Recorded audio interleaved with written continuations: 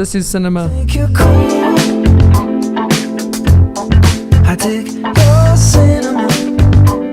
What's up? Did you find it heavy or did you find it funny? Both. I was laughing and crying at the joke. I wasn't laughing and crying. It had Austin Butler in it. Right. I was like, Austin Butler and Tom Hardy are in a movie Did together. you ever read? You wouldn't say this was an indie film. No. No. No ways. Even the costume design, it wasn't big budget. I loved how dirty they felt. And you know that the costume all designer nice and- literally said she kept having to make the clothes dirty. Imagine. Great. We need some more dust. Johnny, give me your jacket. You already did my jacket last week. Not last week, 2 seconds ago. Yeah. All right, Benny, I'm going to need your jacket. You'd have to kill me to get this jacket off. He saw the original book with the photographs. Oh, what? There's a book. Yeah, there you go. By Danny, that's Danny's Good book. timing. Good timing, right? By the way, that was not planned. Those three as an ensemble piece. Oh, I enjoy when they take real life stories and change it into films, make film adaptations of it. A bunch of filmmakers had a story they wanted to tell. I think if you're into film, you're into acting, you're into costume design, you're into storytelling, you're into cinematography, you'll love this movie because it's just a beautiful film. You got the cinema.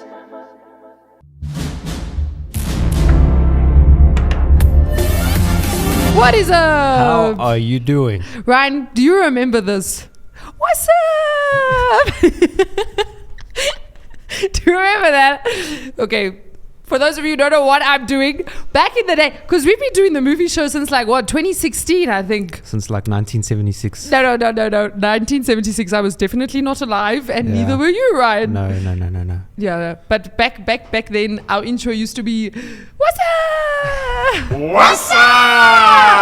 Guys, no, that was my thing. And you didn't even do it properly. It's supposed to be like, what's up? Like higher. Name's supposed to be guys. It doesn't matter. It's still... Okay, let's try that again. Okay, here we go. What's up? Yeah. So, anyway, I'm Sash. My name's Ryan. This is the movie show.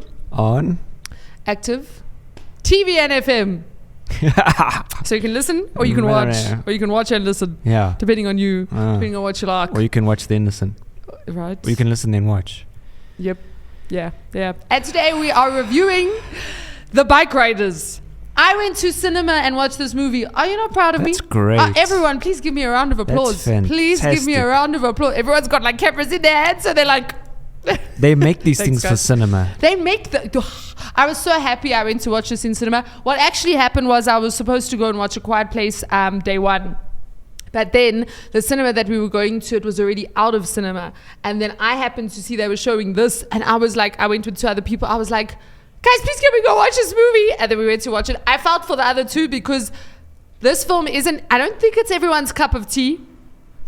No. Yeah. But I loved it. This film was beautiful. Did you find it heavy or did you find it funny? Both. And it was beautiful. I was laughing and crying at the joke. I wasn't laughing and crying. But oh no, Ryan, this could be my favorite film of this year. I honestly feel that way. I feel like you say that every time. No. This one takes it. I just don't know if... Yeah. 2 reasons. Number one, the film was beautiful. Beautiful. No, the film really was beautiful. Yeah. Number two, it had Austin Butler in it. Right. Great stuff, guys. Good And job. number 3. Good job. And then number 3. No, wait. The film was beautiful. What was number 3? Tom Hardy. No. Yeah, The come cast. on. The cast No, was Tom insane. Hardy. The cast was beautiful. We'll do the cast afterwards. Tom Hardy. As in, I want to like separate those two characters. Austin Butler, Tom Hardy. But they were- Jodie Comer did a good job as well. much. Those Yeah. three as an ensemble piece. Really great. No, this movie Really was absolute. beautiful. I think I loved was it. so like every time Tom Hardy spoke, because I know he's English. I know he's English. Yes. And when you know someone's English, you're listening very carefully. You're like, yep, sounds American. But Every you sentence. know Jodie Comer is American. from Liverpool. You see? How good You was see? she? You She was see? good, right? She was very good. I didn't know that. Yeah. I wish I knew that. I actually watched, before watching this movie, I actually watched Vanity Fair's Notes on a Scene with Austin Butler and Jodie Comer. those are great. Which made me want to watch this movie even more. I wanted to watch the movie, then I watched that, and I was just like, I want to watch this movie. So which scene did you watch?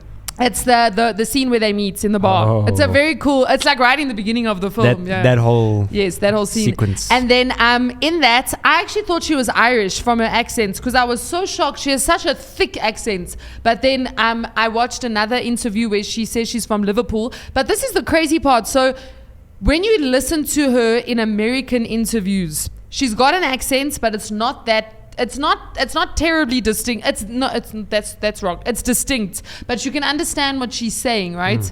Then I happened to watch an interview. They went on a radio station in Liverpool. So it was her, Austin Butler, and then there were 3 other. They're obviously on the so they're radio presenters, but they're all from Liverpool. She sounded so different. You know how when you're with the people that you like grew up with and that you're comfortable with, and your accent actually changes. So, is it possible that she's, because I mean, hearing her more in her native accent, was it difficult to try and kind of when people speak words? English and you kind of don't understand what they're saying? It was there. So most probably she's very conscious about the fact that that when she just loosens up, when she's just with the people that people sound are just like like her. I'm gonna nod and try and pretend like I understand you. I felt for Austin in that interview because I was like, first of all, the accent, and then second of all, he was there too. He was there too. Eish. But then they also have there's words that they use. We're South Africans, so we kind of know not fully, but there's a lot of British words and terms that we understand that Americans don't understand because it's not cultural for them to say those type of things. And there was a couple of times in the interview where he was like, wait, what's that type? I actually felt for him because it was like, when you feel like you're in the minority and they're speaking English but you don't know what they're saying. It was one of those moments for him. Right. But the acting, I think that's one of the reasons I love this movie so much, was the acting and the story and the way the story was told. That's why I love this movie. It wasn't a big blockbuster, CG heavy, it didn't even have a big budget. And it's based on true events. Yeah. It was an indie budget. So if you look, the director, his name is Jeff. We have someone in the team named Jeff. Ha! This director is Jeff Nichols. He actually said, so someone said it's a small budget, and he was like, "Oh, it's actually the biggest budget I've ever had on a film." But it still classifies as an indie budget. So but also what they accomplished with an indie budget. Like you wouldn't say this was an indie film. No, exactly. No ways. Exactly. Never, right? But it actually is big actors already. It is an indie film. Sure. Do you know that? So the director Jeff wanted to make this movie from 2009 or somewhere there, and Michael Shannon, who's one of the actors in the film, the guy that got rejected by the army. Oh yeah. He also brilliant. There was Mike Feist, who was the interviewer. He was the one that I think his name was Danny, and he actually is playing. So Hunger Games. They brought out the Ballad of Songbirds and Snakes, which was the first ever. No, the 10th ever. 10th. It was the 10th ever Hunger Games. One of the evers. They're now gonna bring out. Haymitch. They're going to bring out his Hunger Games, and Mike Feist is going to play him, which I think is pretty cool. Cool. So he was in it. I think he's a very good actor. And then you also had what was this? I'm just trying to find Damon Herriman. He was in Elvis, wasn't he? Oh no, he was in Once Upon a Time in Hollywood. Did you recognize him? He's the guy. Yeah, I don't want to say what I'm about to say because it's technically a spoiler. I also know him from a series called The Artful Dodger. Didn't you watch The Artful Dodger? Rings a bell. Might have. Yeah. But the cast was solid. And the acting. The acting was... I was just about to say. On another level. I'm sure sometimes they, as a production crew, they wanted stuff. They're like, every time we do movies, we get an entire a food truck. We get a chip and dip. They're like, sorry guys, no chip and dip. Remember, we got some of the actors here. We've had to really afford some. But that's actually what I wanted to tell you. No chip and dip because of Austin Butler.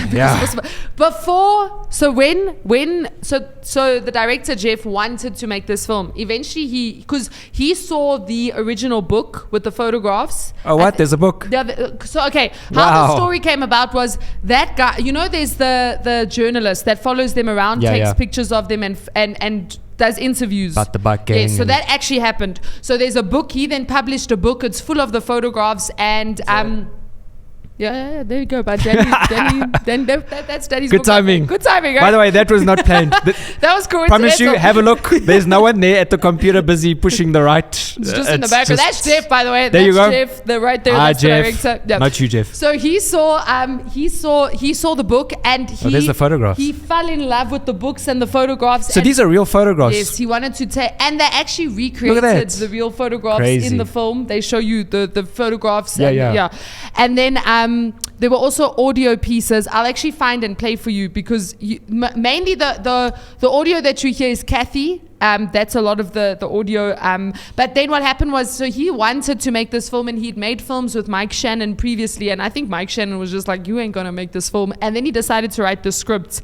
And then somehow Austin Butler's team got hold of the script. But this was before Elvis was even released. Like there wasn't even, the trailer wasn't even out.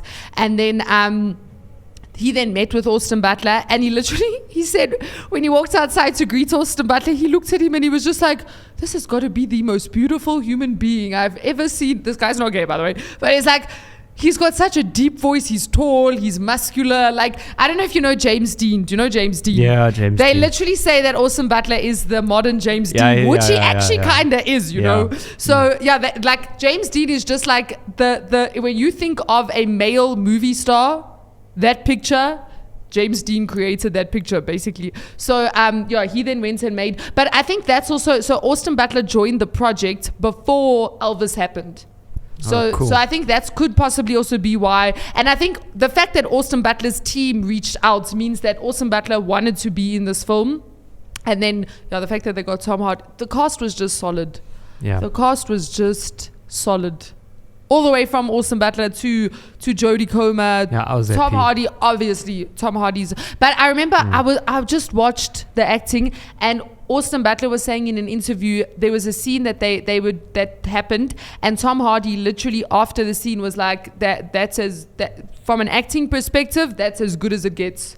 And I agree. Like, Oh, cool. the acting in this movie, I think that's why I'm saying it's my favorite film of the year because it's film in its purest form. Like, honestly, that's the way I would describe this movie. It is film in its purest form, without the politics, without the trying to make money. Like, for me, this was a bunch of filmmakers Story. got together, had a story they wanted to tell. They all brought what they needed. Even the costume design, it wasn't big budget. It was strong and But it was solid. it was perfect. This movie was perfect. There was even that scene where Tom Hardy and Austin Butler are talking, but they're both in shadow. Oh, yeah. And the director said at one point Tom Yeah. Hardy stepped forward into the light, and even that, just that, the small details. Some good cinema stuff. It's cinema. Stuff going Cinema, on there. people. Yeah. This is cinema. Yeah. What I enjoyed was the fact that there were certain things that... So, usually what happens in a film is that like a bad event could happen and they take like the viewers to the edge of that. Yeah. And then they like kind of return back again. Like, I mean, there were injuries that happened. You're like, oh no, like it really happened. Like it just happened. For me, it was when Tom Hardy like broke the guy's finger, and then he's like, "We're good now." Exactly. Like done. Yeah, no, it was. Yeah. And even when there was a potential rape that could have taken place. Yay. Yo. But what was cool about the story was Like they just put the actor in. They're like, there you go. With the dogs and the lions and everything. You just like it doesn't usually happen. no. But in real life, it happens. You Yes, see. So it yes. was, story point of view. No, the story was, but I think that's what I like about, I've actually realized I really enjoy, okay, this I knew a long time ago, I enjoy dramas. I don't know why, but I enjoy dramas.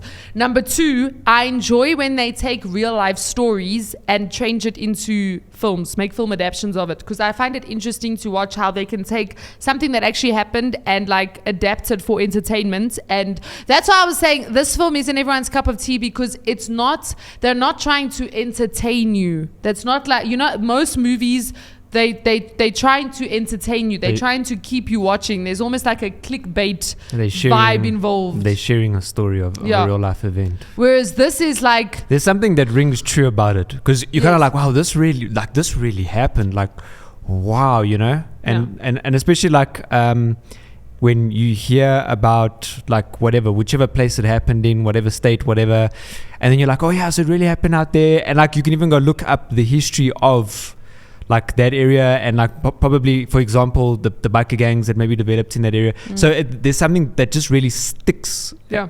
And you kind of know what happened. And you feel more sadder when bad stuff happens. You're like, wow, that really happened. That must have been so sad for the wife or the aunt or the, I didn't expect the ending. I really didn't expect. When the ending happened, I'm not going to give spoilers, but I was like... You understand what I'm saying? Wow! And that's it. And it's like, and guys, and that was the story and how it happened. Yeah. And so to this day, we remember, you know what I'm saying? It's just like, no happy, like, what? No, it wasn't bad. The ending actually wasn't bad. But it was sad, but it wasn't bad. But it's authentic. Yeah, no, it's authentic. Yeah. But also what was cool was, so Austin Butler played a character named Benny. Now, with Benny, there were photographs of him, but he never was recorded. Like, they never interviewed him. There's no audio recordings of him. And so he kind of was like an enigma type of thing. And I liked how they did that with Benny in the film. Like, he was there and he was very present. And like, the whole movie is actually about, it's a love triangle, not in the sense of like relationship, but it's, so Benny and Kathy, they get married, and obviously there's that relationship. And then Benny and Johnny, who's Tom Hardy's character, so Tom Hardy and Austin Butler. The gang leader. And yeah, they didn't really have a father-son relationship. It was more like, and I actually thought this was quite interesting, the director described their relationship as Johnny was actually jealous of Benny. Why did they all have names ending Danny, with E? Benny, Johnny. Wow. Okay, Tom Hardy's character was jealous of Austin Butler's character because Austin Butler's character was exactly what Tom Hardy's character wanted to be. And so he then wanted Austin Butler to take over the bike riding gang, and then Kathy didn't. She like wanted her husband to stay alive, and so there was like this constant fight of like, and they even say in the film, well, I guess neither of us got him at one point, like that. So I really enjoyed, this film was beautiful. I really enjoyed this movie. I thoroughly, when you feel completely satisfied, like it was, from a story perspective, the acting was on point, the music was beautiful, the costume design was superb. She did such a good job. The script, the lines, I loved the scene, and this was one of the things I loved that I how dirty they felt. And you know that the costume designer literally said she kept having to make the clothes dirty. Like she kept having, like, they would say, do you want more dirt? And she'd be like, yes, I want more dirt. Where is she? She's over there, and you see her like kicking up this jacket and collecting dirt, scraping it through the sand. And they made those pieces, like they aged them. Kathy, you're kicking up some dirt in the air. It's not good for the film. Can you move it down? No, I think they were happy with that. They were like, good job, keep going. We need some more dust. Johnny, give me your jacket. You already did my jacket last week. Why couldn't it be Benny? Not last week. 2 seconds ago. Yeah. All right, Benny, I'm going to need your jacket. Can I give you my shoe? All right, give me your shoe. Wow. Yeah, but like the acting was on point, and the director was actually saying there's one scene, you know, that what he loved about Jodie Comer's acting was, even when she wasn't speaking, what she did with her face was like incredible. Like he said, there was times where for minutes she wasn't doing any talking, but like he wanted to keep the camera on her. And one of the things that I loved that she did was, you know, right in the beginning of the film, so she explains how her and Benny met, and then she goes like something like in a week or a month later we got married or something like that. But then the way she pulls her face, do you know what I'm talking about? She does like this slight, like mischievous smile that comes on her face. Oh no, her acting was so good, and her accent was incredible. And what I loved about her accent, so this is the actual Kathy, right? This is her interview. Well, what is this for? Is that for the thing I read in the paper? Yeah, he got 11 tickets. This morning, it was on a Thursday morning. He didn't work that day, see, so he said he needed mufflers on the bike, or baffles on the bike. So him and I goes down to that place on Cicero. We gets baffles for the bike. We comes home, he fixes it up so that it wouldn't make noise, you know. So he said, okay, I'll pick you up in 5 minutes. So I says, okay. He says, I'm just going to test it out. So the next thing I know, it was an hour later. I said, where the hell is he? And I said to his boyfriend, something must have happened, because he knew I was sitting here waiting. We were going to go to the beach. And all of a sudden the police came at about 6 o'clock, and they said, your husband's in Elmwood Park Jail. And I thought, well, disturbing the peace or something, They said 11 tickets, $2,500 bond. And they said they tried stopping him for loud mufflers. And I knew he didn't have loud mufflers. So that's her actual voice, right? Wow. So what Jodie Comer did was she listened to all of the audio, and then with her vocal coach, she had to decide, does she want to go for a normal, like, Chicago accent? Because she was from Chicago, but she didn't have a proper, like, she had a very weird accent, actually. Or does she want to base her accents off the audio pieces? And she said she wanted to go off the audio pieces. So they worked really hard, and the director said the one day Jodie left set, but she had left all of her work behind, and he literally checked how she had taken each of her lines, and she had broken down each word as to how it should have been pronounced. And he was just amazed at, like, the effort that she put in. But then at the same time, her performance wasn't like robotic or like, like her performance was very authentic. She did a brilliant job with the accents. Yeah. Like, this movie, the reason I'm saying I love this movie is because it is the performance. Like, I think if you're into film, you're into acting, you're into costume design, you're into storytelling, you're into cinematography, you'll love this movie because it's just a beautiful film. Like, it's what a film should be. Do you understand what I'm saying? Like, if film is an art form, this is it's beautiful. It's so beautiful. So I really enjoyed this film. I don't know if everyone will enjoy this film. I don't think everyone will enjoy this film. I still felt bad for the two people that I dragged into the cinema with me, because I was just like, at one point I still thought, are they even awake? Because, like, it's not, but it was beautiful. It was beautiful. In my opinion, yes, it goes on my favorite films list. That's why I'm saying I think it's one of the best films this year, because I've added it to my favorite films of all time. Bikeriders is there. Solid. Right? Solid. No, it's definitely there. Like, would you watch this, or would you watch... This is a difficult question. Okay, give me a film, Ryan. This or Deadpool? Let's start there. Obviously this, right? I've expressed my concerns about Deadpool. I know a lot of people will throw hate on us, but this or what other film? A Quiet Place. I think this, because of the true life element. Okay, The Quiet Place was true life. Yeah. Then we'd be dead. Yeah. We already established that last week. It's the true life. It's the based on true events, and like I said, the depth. This or Dune? Nah, I'd go to Dune. You'd go to Dune? Yeah, I'd go to Dune. I don't know. There I'm like... I don't know. It's nice. Good. This or... I'm trying to think of like a film. You know what? But this... Yeah. This I'd keep in my... If I had a cabinet of like old DVDs that are my favorite movies of all time. I see that. This is in that cabinet. I can actually picture it in your cabinet right there. Thank you. I can also see it. Yeah. It was so beautiful. And I think also I was excited to watch it. I wanted to watch it, so my expectation for it was very high. Really? And it didn't disappoint me. Why? Because when I saw it, you saw the actors or the trailer? When I saw it, I was like, Austin Butler and Tom Hardy are in a movie together.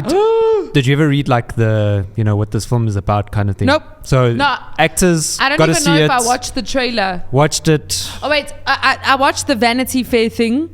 Oh. And then I was I wanted to watch it even more. And then I went to watch it, and I was just like, and I actually want to watch it again. And while I was doing research, when like we've had this a couple of times, you do the movie show, you research a movie, you're like, oh, okay, cool. There's some movie shows you do it, and the more research, the more excited, the more you fall in love with the film, the more you respect the film, the more... At some point I stop. I'm just like, okay, now I need to go see the film before I make it.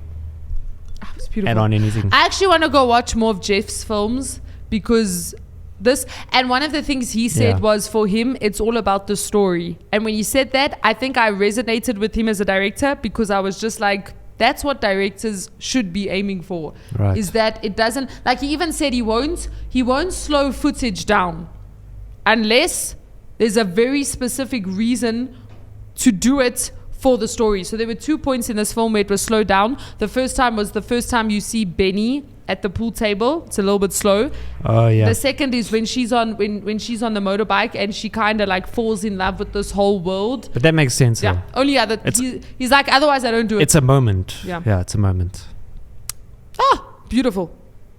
If you haven't watched this film, Go watch it. watch it with an open mind, people. And comment down below. Maybe you disagree with us. Maybe Yeah. you hated it. I don't know. Yeah. But it was beautiful. Hmm. It really was beautiful. Yeah. So, speechless. But on that note, go and subscribe to Active TV. Go check out our other videos. And yeah, let us know. Let us know if you have a film that you'd like us to review. You guys will know what film we're doing next. Well, when our next movie show gets released, you'll know. And you don't know what it is. You don't know what the next film is going to be. So subscribe and we'll let you know. Yeah. It's a good reason. It's a good reason. Makes sense. So, thank you so much for watching. We will be back next week. Until then. Cheers. The end.